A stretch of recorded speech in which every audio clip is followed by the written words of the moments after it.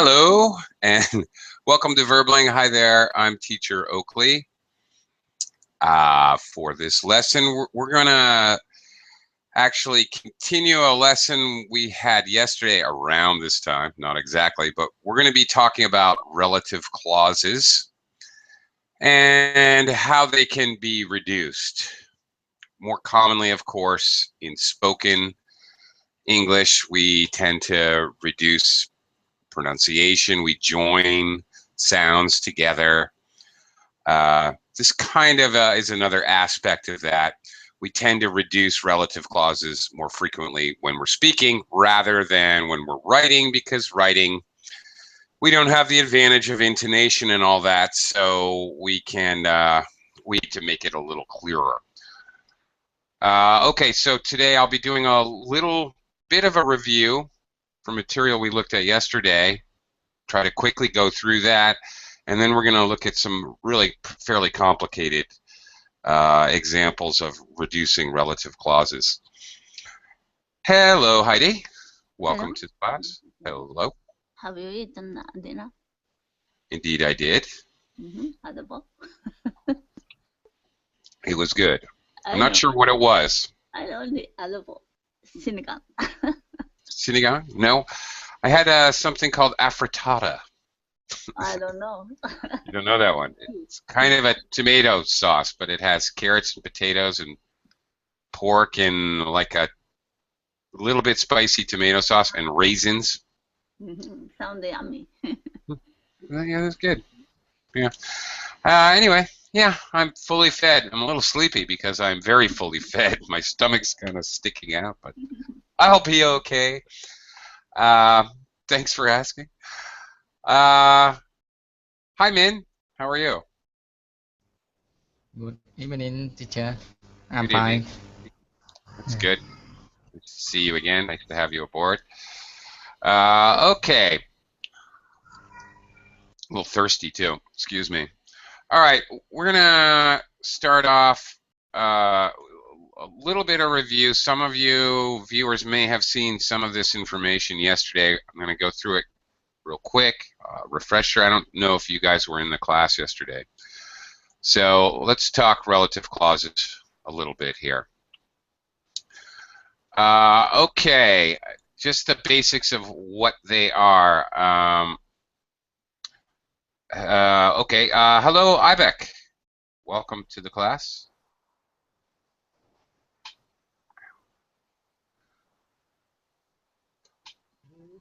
Ibec, hello, hello. I think I can almost hear you, but I'm not so sure. Definitely can't hear you clearly. Not sure if I'm just hearing things, Ibec. I don't know if you can make some adjustments, but if you can, give me a shout out. If not, you may have to leave the class and come back. As you can see, there's plenty of room in the class for anyone who wants to join us. Okay, hopefully he'll come right back. All right, relative clauses. Here we go. Okay, well, Heidi, what is a relative clause? Do you know? Maybe there one sentence, there are two clauses. One is the main clause, another is explaining something, no? Kind of. Well, okay, in complex sentences, yeah, you're on the right track, honestly. In complex sentences, they're made up of an independent clause, which is a simple sentence. Basically, an independent clause and a simple sentence are the same thing. It means you have a subject, noun, and a verb, and you have a complete thought. Great. That's what we call a sentence in English. Or an independent clause. If you add a dependent clause, that is a clause that doesn't make sense all by itself, then you create a complex sentence. A relative clause is a type of dependent clause. So you most certainly are on the right track. Okay, let me see if I can, before I proceed, Ibec? Hello, do you listen? I can barely hear you. Can you put the microphone closer to your mouth or something? I can hear you, but I'm trying. really, really low. Okay, keep trying, buddy. All right. Be great to have you in the class. Okay, in the meantime, I'm going to say hello to Sergio. Hello, Sergio. Sergio. Hello. Sergey. Sergey. Sorry. Sergey? Okay. Sorry. One moment. No. We have the same name. Sergio. We have Yeah. two people with the same Russian. name. Again. Okay. All right. The gentleman who doesn't have the live camera. My name is Sergey. Sergey. It's almost like Sergio. Sergey, Sergio. Okay. So Serge. Okay. And the other gentleman with the fine-looking mustache and beard. What's your name, please? My name is Sergio. Sergio. Okay, so we have Serge and Sergio. Okay. All right. Sorry, can I check again? Do you listen me? Yes. Is that you, Ibeck? Yes. All right. Can you hear me? Yeah. Now you're loud and clear. You're good. Okay. Okay. Thank you. All right. Okay. Let's get going. We have actually a lot of ground to cover. This is fairly complex, so guys, don't be shy to ask me a question. I'll try to explain it, but we're going to start off easy, but it's going to get pretty complicated by the end of class. I have to warn you. Okay. All we've said so far is the relative clause is a type of dependent clause we use to make complex sentences. It is one of those clauses you see inside a sentence that start with who, that, which, whose, or where, or when. When is missing from this. He is the man who sold me the car. Okay. That is the car which I bought from the man. That is the car whose owner is a bald man. Okay. All right. That's the resort where I stayed on my vacation. Like that. These kinds of phrases. Now, there's two types of relative clauses. This is important because they have the two types of relative clauses have two different rules for dealing with them, grammatically and punctuation-wise. Okay. A defining relative clause gives relevant information, more or less defines something, very important information that is relevant to the sentence that you're trying to speak or write. Meanwhile, a non-defining clause is a clause which just gives some extra information.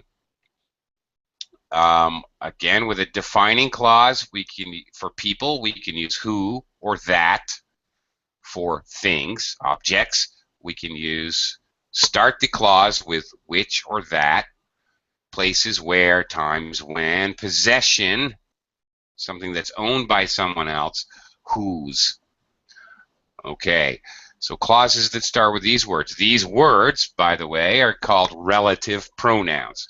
Obviously, who, where, when, these are also question words or interrogatives. When they're used to start a clause in the middle of a sentence, and by the way, it's impossible to use them in a relative clause at the beginning of a sentence. It's just not possible to do that. So that when you see these in the middle of the sentence, they must be, therefore, a relative pronoun. First thing you may notice is in our non-defining relative clause, there's no that. Okay, you can't use that.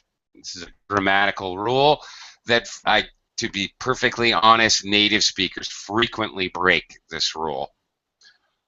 Okay,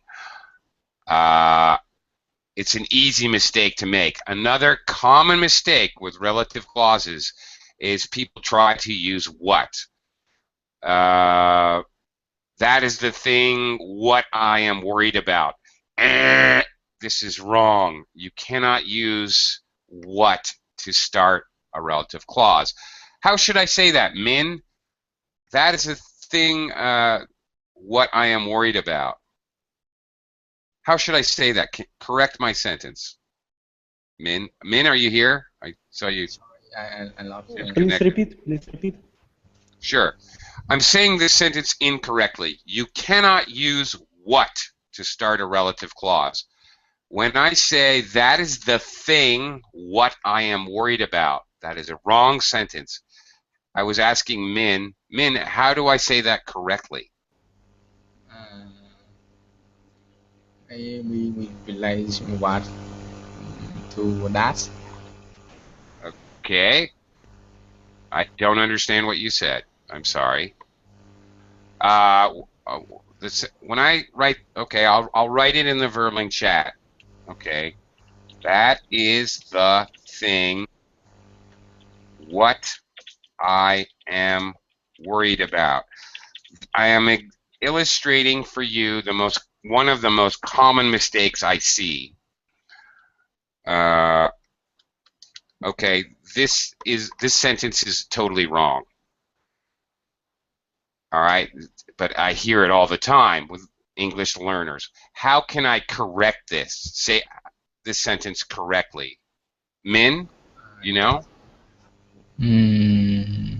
That's the thing I'm worried about. It is, well, actually, it is possible. Yeah, you're actually right. You're getting ahead of lesson. It is possible to eliminate what, but you can't use what. You could say that is the thing which I am worried about, or that is the thing that I am worried about. Okay, either one. It's a defining clause. Okay, it would fit here. Okay. Oops. Sorry about that. Oops. Okay, things. I actually used the word things to try to make it easier. Which or that. Now, this is the most important thing I will be teaching today. Okay, so we know that there's two different types of relative clauses, defining and non-defining. Defining will include essential information. In other words, the sentence won't make sense without it. For example, that is the thing which I'm worried about. If I just say that is the thing, the sentence does not have the same meaning. It doesn't. That is the thing is a possible phrase. It's a possible thing to speak, but it completely changes the meaning of the sentence. It doesn't mean the same thing at all. So that's what I mean. The information is essential. That is what I am worried about. Okay.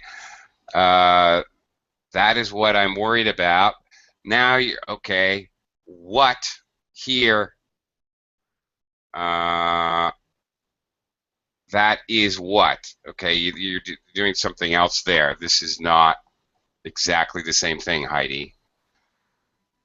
That is what I'm worried about. That is possible to say, but that is not a relative clause. That here is actually, you're using that is what I'm worried about. That is actually, I don't believe that is a complete sentence, actually. We can use this, you would hear this a lot, but I don't think it's actually,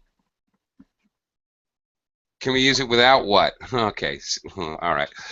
Hang on, everyone. Let me try to explain it, and then I'll open it up for questions, okay? Hang on. Let me give you the information first, and then I'll open it up for questions. We're never going to get to the end. Okay, anyway. Okay, essential information. All right. It will, and I want to show you examples so you get the idea. A non-defining clause has extra information, added information. If you remove the clause from the sentence still makes sense. Okay. Also, a defining clause has no commas.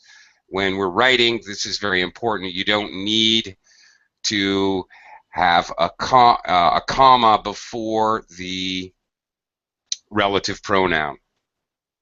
Okay, but with a non-defining clause, you absolutely do. Technically speaking, a defining clause, you cannot use that.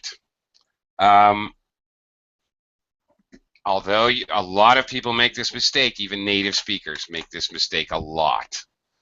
I mean, with a defining clause, I'm sorry, you can use that. With a non-defining clause, know that, extra information. And now this last part was supposed to be the focus of the class. Omission of the relative pronoun, that is the who, which, where, when, okay.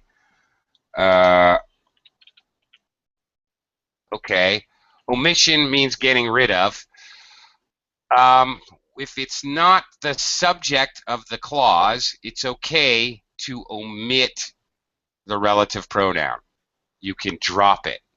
For example, that is the thing I'm worried about. Instead of saying which I'm worried about or that I am worried about, I can just say that is the thing I'm worried about. All right, I can just omit it. And it's perfectly okay, grammatically okay, and very common in speech. You can't do that with a non-defining clause.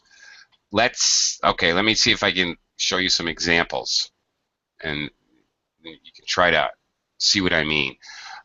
A defining relative clause: the woman who lives next door is a doctor. Okay. You don't know what woman I'm talking about if I don't give you this clause in blue. The woman is a doctor. What woman?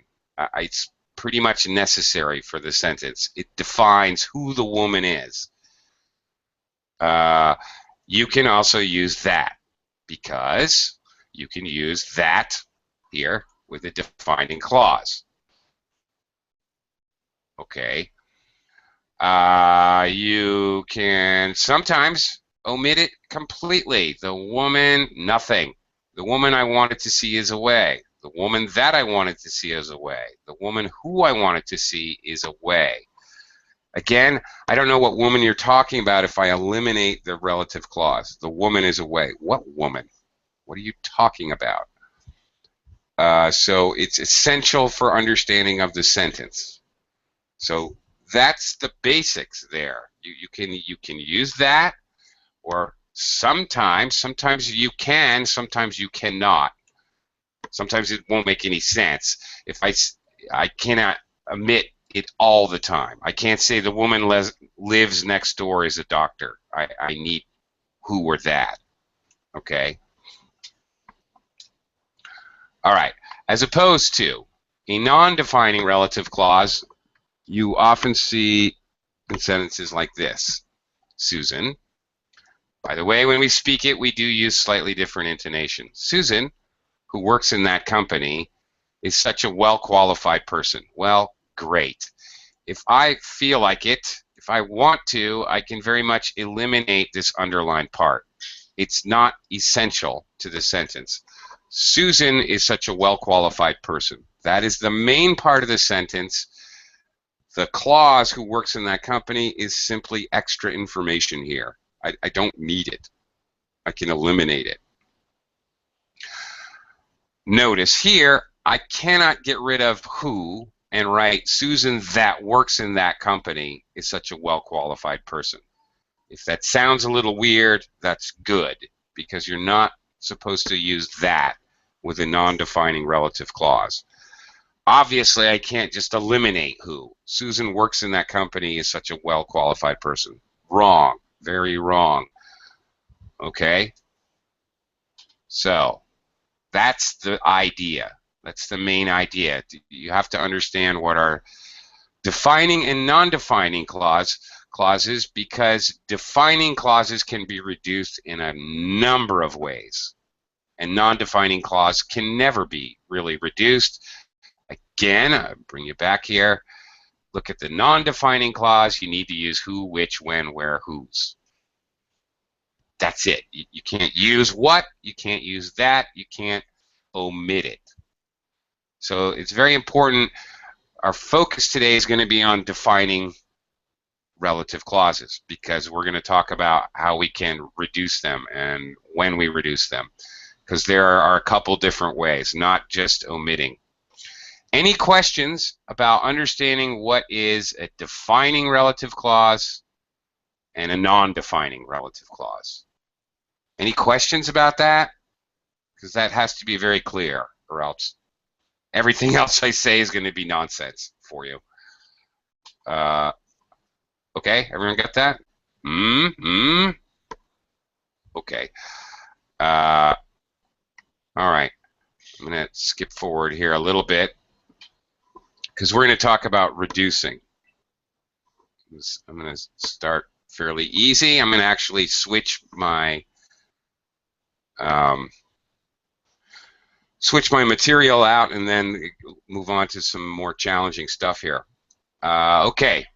How do you reduce an adjective clause to an adjective phrase? Okay, which is what we're doing.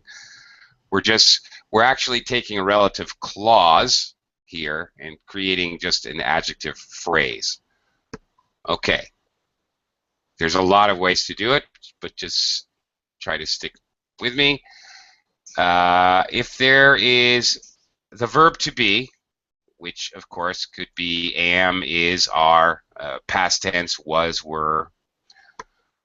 You can delete the verb to be and the relative pronoun, who, which, or that. In other words, the car, which is parked there, is the director's car. All right. Notice it's defining the car, which is parked there. So notice there's no commas in this sentence. It's not separate information. I can simply omit the relative pronoun, which, and the verb to be.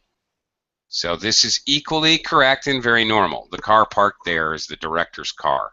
This is okay. It's okay in writing.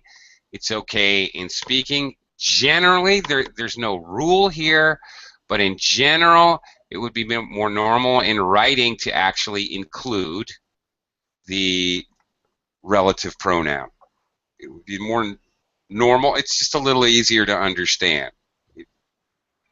You don't have the benefit of intonation. You can't say the car parked there is the director's car. You can't use pauses to draw and highlighting to draw attention to which exact car you mean. You can't point with your finger. So it would be more common to use the first one for writing and the second example in speaking. If there is no verb to be, which there may not be, you can delete or omit the relative pronoun, who, which, that, and change the verb to a present participle or verb with the ing form. Okay, that is simply a verb with ing. Swimming, dancing, walking, working, whatever. So, as an example, the man who escaped from the prison was a bank robber. I could change this. The man escaping from the prison was a bank robber. It's okay to do this. All right. Any questions about that? Escaping, it's not at moment. The man escaping. I can see on man who is at the moment escaping from prison. Yes. No, obviously not. Yeah, obviously, who escaped? If we look at our first example, this is clear. We're defining him. He's already escaped, Right. Past verb. Past verb. I can see that Right. this man already escaped. But in the second sentence, I translated how the process of escaping just process in the moment, in this moment. If I wanted to say that, I would have to use a present continuous. So I would actually say the man Yes, who present is continuous. escaping. Right, that's right. Ah, So I would actually have to say it like this. That would mean he's doing it right now as we're talking about it. Right? Okay. So if it's like this, you can actually have it like this, and it would be understood that you're using this to define him. Okay, so it would be assumed that he's already escaped. Let's see here. Hang on. Let's see let's try some exercises here. Okay, to see that if you got this. Okay, so how would I reduce these? Here we have sentences and questions, examples that have a relative pronoun introducing a relative clause with the verb to be. So, for example, Sergio. Okay. How could I reduce this? The first one, number one. Okay. The nurse who is looking after my mother is very kind to her.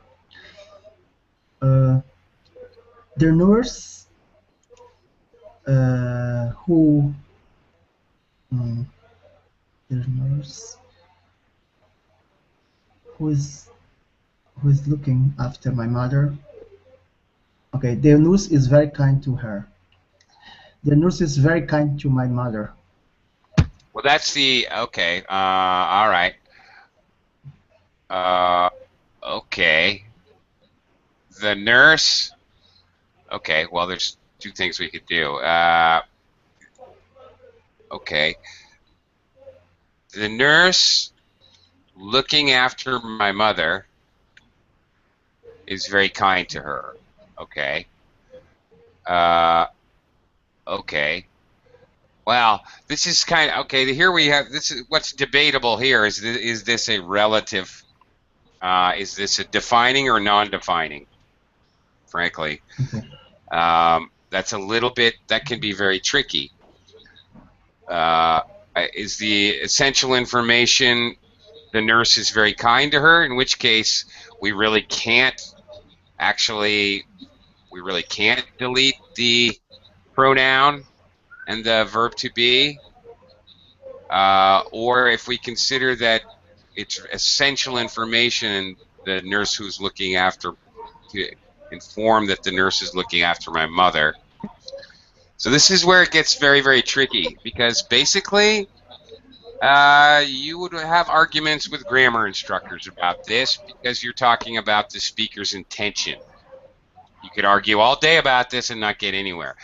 But imagining that this is a defining clause, we can get rid of this. All right. Yeah. The nurse looking after my mother is very kind to her. Okay. Okay. All right. Serge, how about the next one here? Sergey. I'm here. I should read this. How about yes? number two? Okay. Okay. Luggage what is left unattained will be taken away by police. Okay. Luggage what is left unattained will be taken away by police. Okay. That is, all right. Be careful with your TH, your voice TH. That. Okay. How can I reduce this and still have a complete, perfectly normal sentence? In other words, reducing it from a clause to a phrase, really. Sorry, repeat. How can I reduce this? Reduce this sentence. Yeah. Okay. Luggage what is left? We can remove that word. That is. Luggage is. left unattended Exactly. will be taken. And this is very common. You would actually see signs just like this, exactly saying this in bus stations and airport terminals, and this would be very normal actually to see on a sign.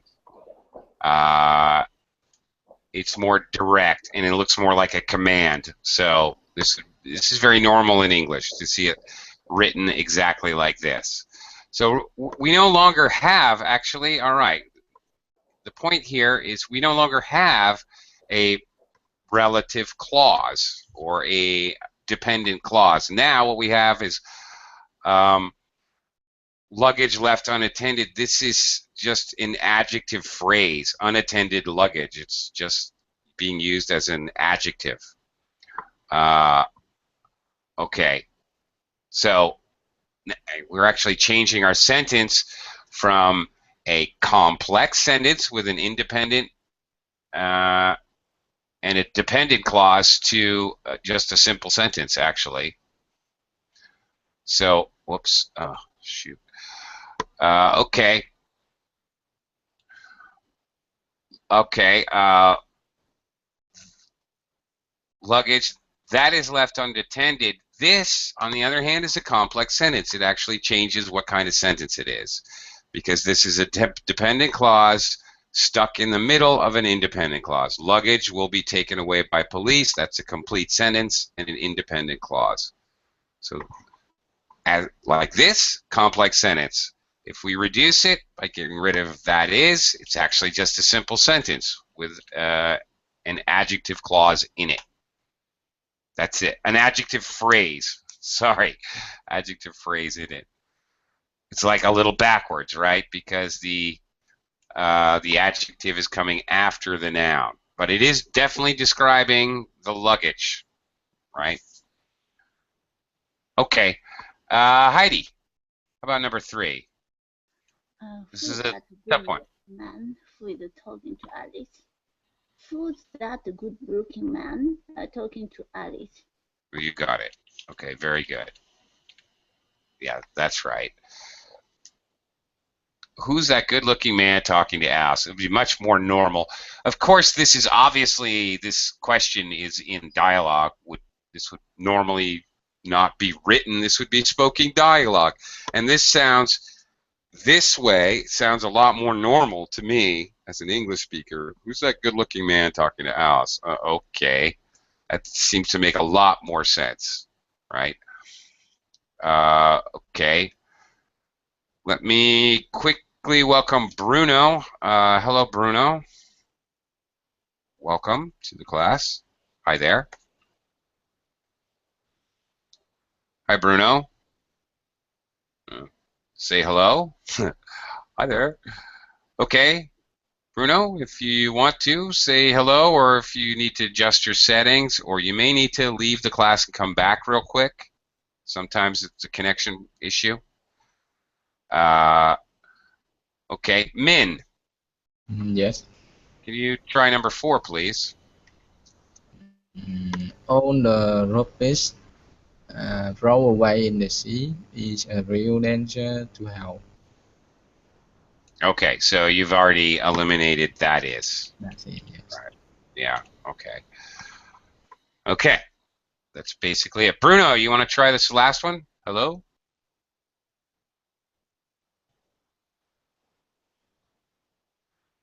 Okay, well, anyway.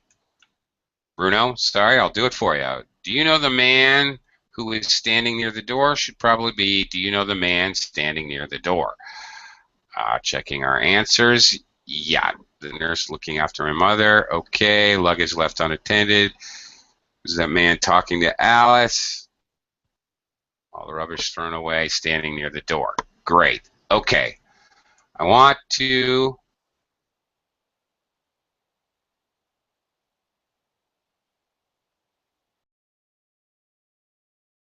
Now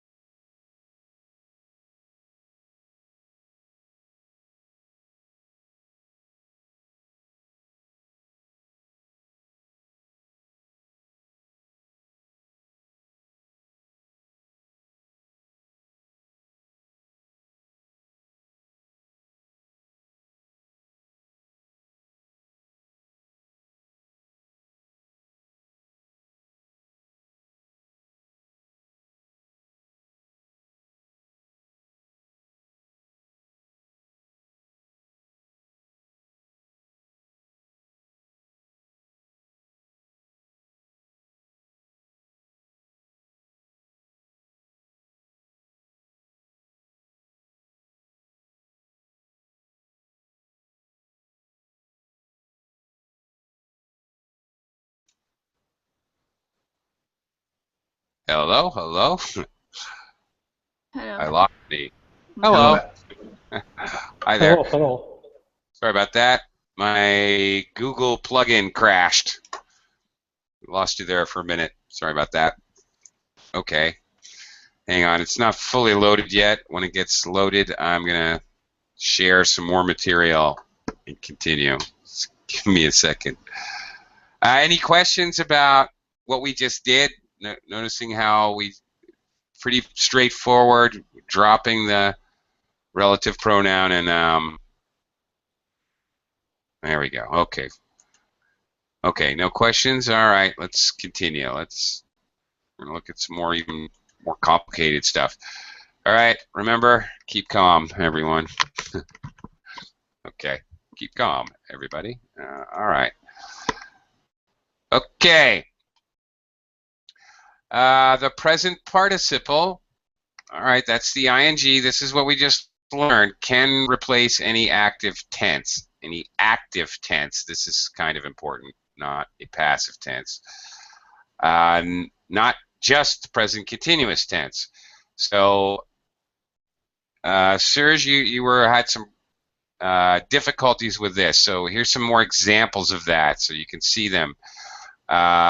Lorries that come over the bridge have to be careful of the wind. Okay, that first of all. Okay, actually, Sergio, what is the relative clause here in the first sentence? And the first, lorries that come over the bridge have to be careful again. What actually is? Yeah. Yeah. It is that come over. Yeah, that come over the bridge, actually. Yeah. Okay. Because the other part, lorries have to be careful of the wind, right, is the other part of the sentence. Yeah. Okay, great. That's it. Okay, super.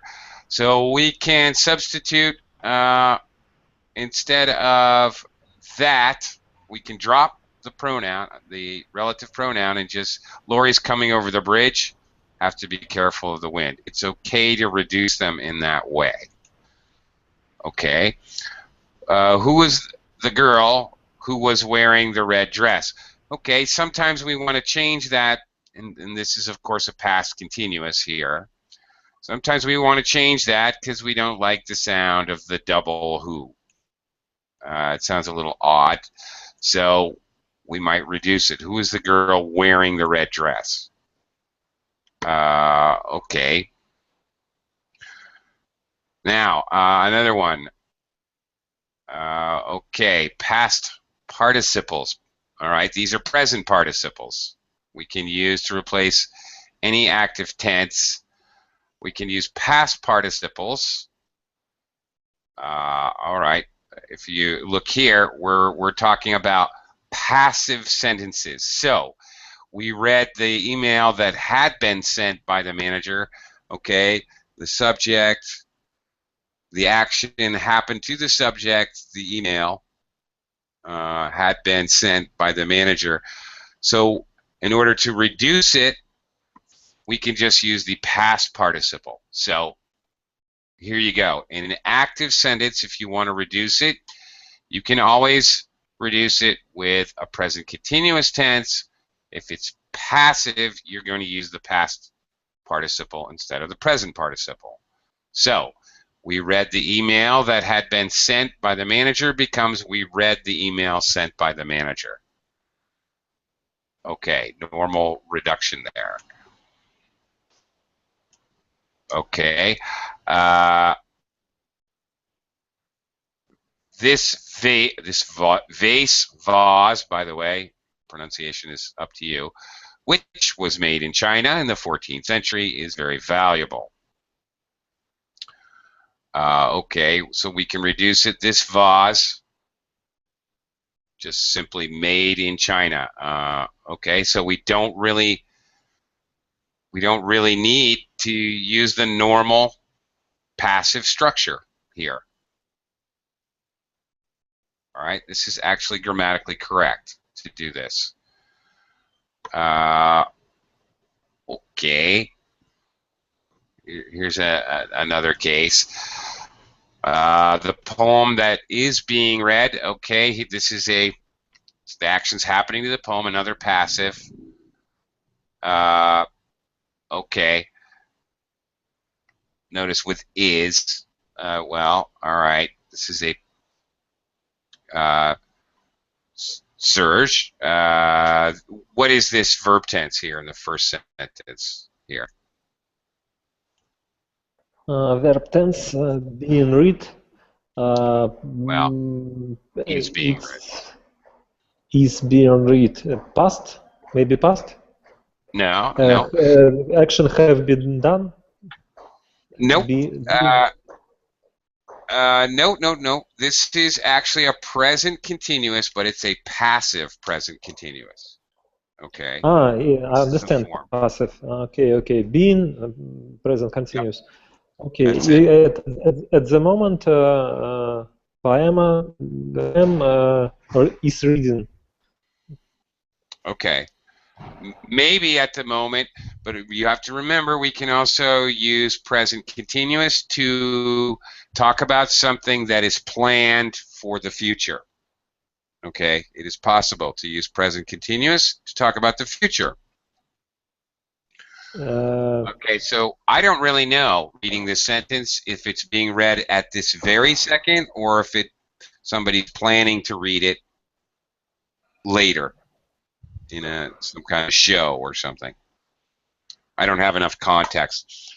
Normally, when we use it for the future, we're going to have some kind of future phrase, next week, or this weekend, or at the show later, something like that, which will help us to understand we're talking about the future. But in any case, for purposes of our letter, I just want to show you how it can be reduced. Eliminate the relative pronoun, okay, and the verb to be. See, this is what we were doing before. Same thing. Instead of that is being read, actually the same thing happens. The poem being read by the actor was written by my brother. Same thing going on here. The strawberries that are being eaten at the wedding. Okay, the strawberries being eaten at the wedding were grown in Scotland. Fine. Same idea. Okay. Any questions about what's going on here? Can we remove even being? I'm sorry? Again, please. Can we remove even being, like the strawberries eaten at the wedding? Okay. Well, the problem with that is actually kind of why I was talking about the verb tense, because probably, frankly, if I were to read this first sentence, the strawberries that are being eaten at the wedding were grown in Scotland.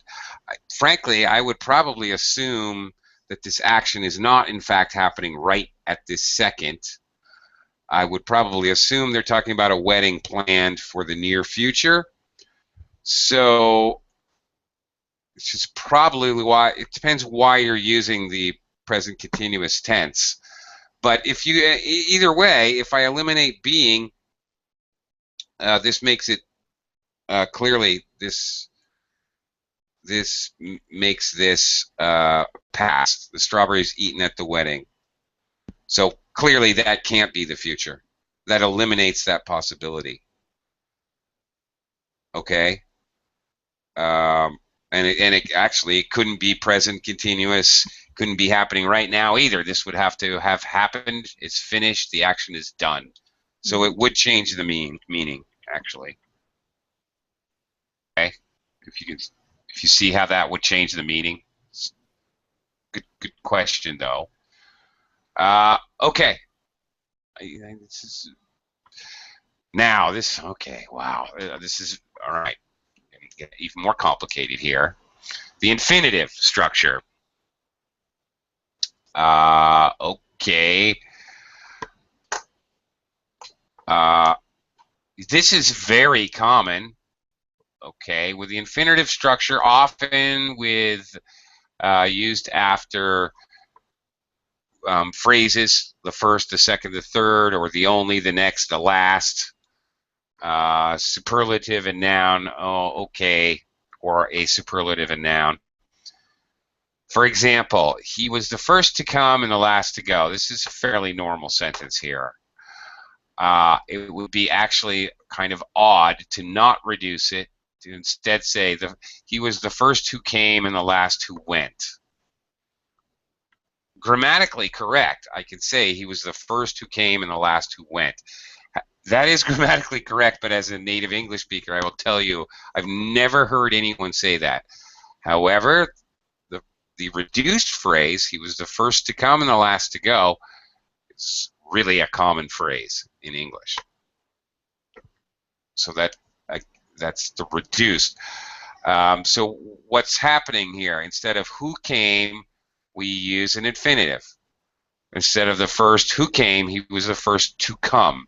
Just a regular infinitive. Infinitives, of course, are always the normal present tense. We're not going to make it, we're not going to do anything else to it. To go, all right.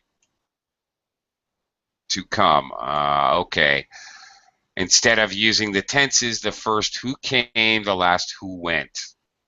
Instead of using the past tenses, we use the infinitives. And we drop, of course, who, the relative pronoun. Okay, here's another example.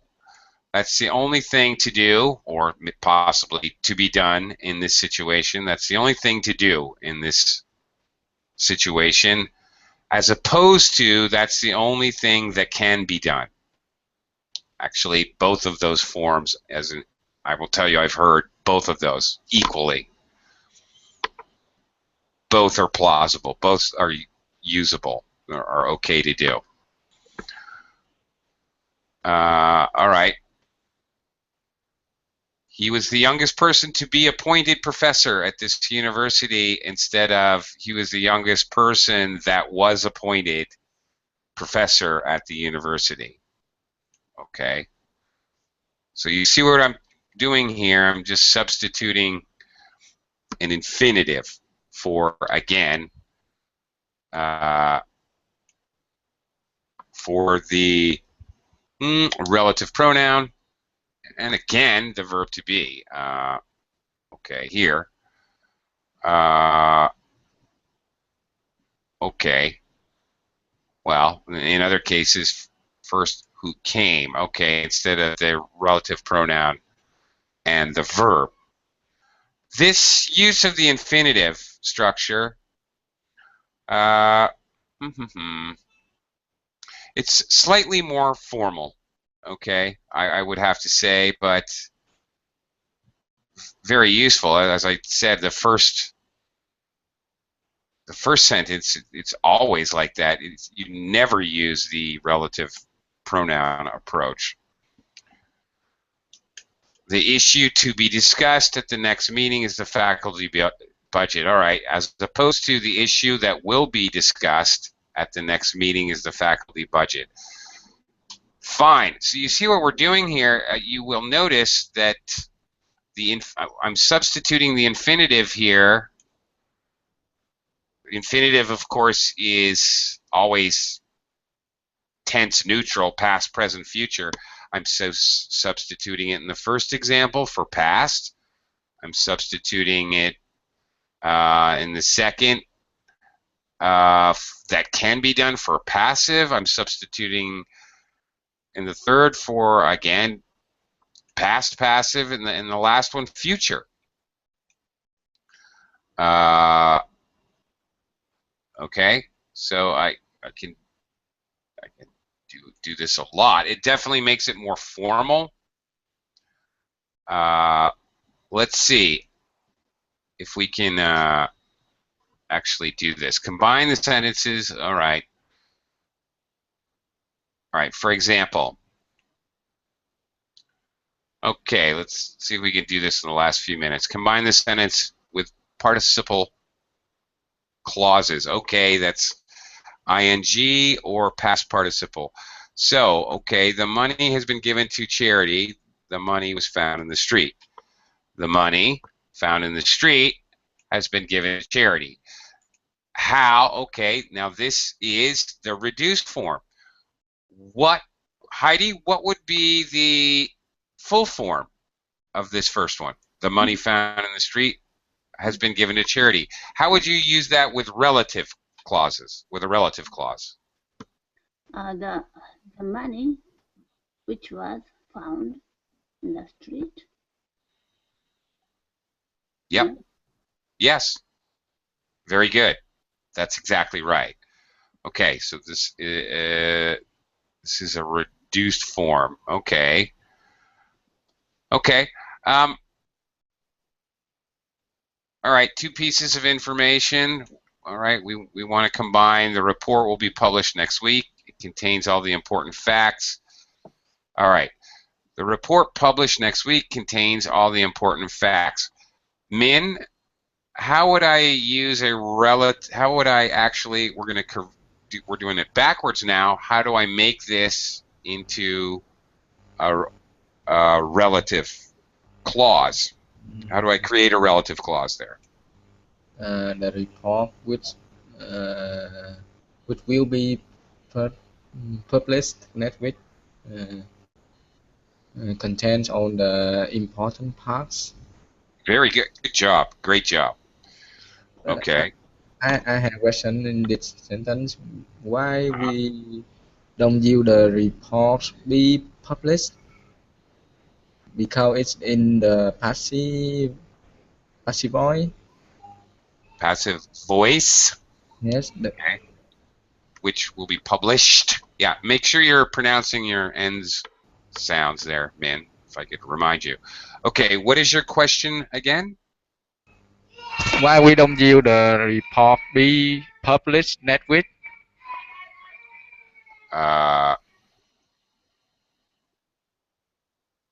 Why we don't use the report? Why we're not using? I'm not sure. I don't understand your question. Why don't we use the report be published? Because this sentence in you in the passive voice. Okay. Okay. So okay. I'm not sure what you're asking. The report to be published? No, be. Well, you couldn't use just the report be published next week. Yes.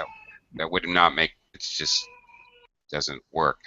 I would agree with you to use actually an infinitive form here would make it more clear. The report to be published next week contains all the important facts.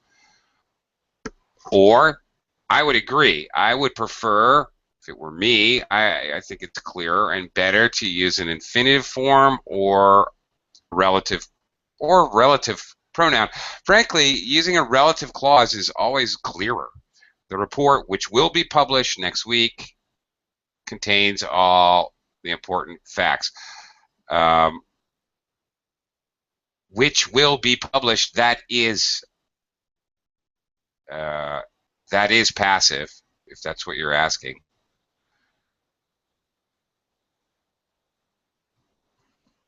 Okay. Did I answer your question? I don't think I understand your question. Sorry. Okay. All right. Let's look at a couple others. All right, Sergio. Okay, the report be published. I see. Okay, hang on. Man, the report be published absolutely just won't work. That construction does not exist. So the report is a noun here. It's not a verb. So you can't say the man be walked. That doesn't make sense. The man be killed. All right, so the action's happening to him. The man was killed. The man will be killed. The man is being killed. I can't just say the man be killed. There's no verb tense there. That's not an infinitive. That's not a past, present. or future perfect, continuous, or simple tense. That's no tense. That's nothing. That doesn't exist. You can't just say be verb. So I'm not sure what you're asking. That actually does not exist. You need something else. The man was killed. The man is killed. The dog is punished. You're not just the word be. Okay, so I don't know how to explain it any better than that. What you're asking me doesn't exist in English at all under any circumstances. Sergio, okay, Sergio. Yep. All right. Here we go. The first step that we have to take is the creation of an estimation model. All right. The first step to take is the creation of an estimation model. Okay. Oh, these are already done for us. All right. I guess these are just examples. Yeah. Okay. All right. These are just more examples. Okay. Instead of that we have to take, we just drop it. All right. And go with the infinitive. All right. Sporting events which are socially important. Okay, again, we can drop, as we learned earlier, the relative pronoun and the verb to be. Okay. Here we're using a present gerund. Instead of that have arisen, present perfect, we will look first at problems arising during the field work. Okay. All right. Anyway, okay. Well, I knew we'd never get to that, but okay. Sorry to say, I am out of time. I know that was very